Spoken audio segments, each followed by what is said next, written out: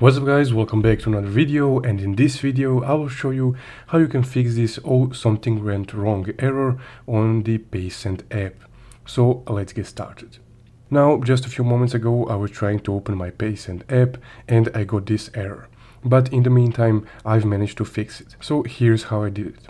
Also, before we continue, if you guys are new to Paysend app, you can use my invite code from the description below or my invite link, and if you use that code you will get your first transfer for free. So let's go ahead and continue now.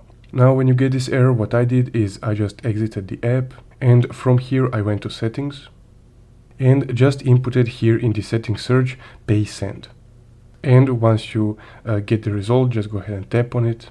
Now once you're on the Paysend app info, just scroll down a bit until you can see storage right here.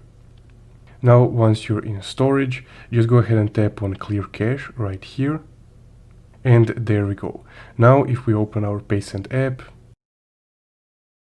as you can see, that screen is gone and I managed to get into my Paysend app. So essentially, that's guys how you can fix that error in Paysend, and if you found this video helpful, don't forget to leave a like and subscribe. Thanks for watching.